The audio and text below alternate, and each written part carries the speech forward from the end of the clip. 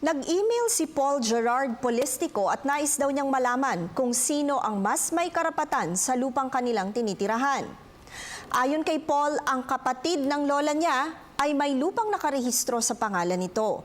May anak daw ang kapatid na ngayon ay naninirahan na sa Canada. Ayon pa kay Paul, sila na ng tatay niya ang nakatira sa lupang nasabi sa loob ng 21 years at sila na rin ang nagbabayad ng amilyar nito. Nang mamatay daw ang kapatid ng kanyang lola, pinaalis sila ng kapatid ng kanyang tatay dahil sa kanya daw inihabili ng namatay ang lupa. Subalit wala naman daw kasulatan na naipakita ito. Ang pamilya ng namatay ay nasa Canada sa kasalukuyan at mukhang hindi naman daw interesado sa lupa. Nais malaman ni Paul kung may karapatan na sila sa lupa. Paul, ang tiyahin mo o ang kapatid ng iyong ama ay walang karapatan sa nasabing lupa at sa aming opinyon ay wala rin kayong karapatan na angkinin ito. Kahit pa kayo ang nakatira dito sa loob ng maraming taon, tumira kayo dito na buo ang inyong kaalaman. Rehistrado at tunay na may-ari nito ay ang kapatid ng inyong lola.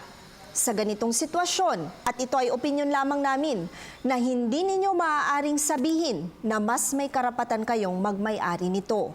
Ayon nga sa kaso ng Gabriel et al. Versus Crisologo, GR number 204626, sinabi ng Supreme Court na ang Torrens title ay isang matibay na ebidensya ng pag-aari tulos sa lupa ng taong nakapangalan dito.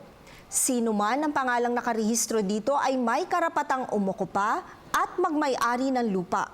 Sa kaso ng Arambulo versus Gungab, ang age-old rule daw ay ang taong may nakarehistrong titulo sa kanyang pangalan ang siyang may karapatan dito. Pero dahil nga sa namatay na ang registered owner nito, ang karapatan na magmay-ari ng lupa o ang ito ay ang mga descendants ng namatay o ang kanyang mga anak at mga apo.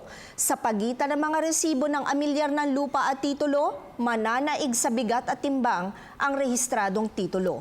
Hindi kailanman magiging daan ng pagmamay-ari ninyo ng lupa ang amilyar dahil sa simula pa lang ng pagtira ninyo dito ay alam ninyo na ang kamag-anak ninyo ang tunay na may-ari at siya pang rehistrado ng lupang tinitirahan ninyo.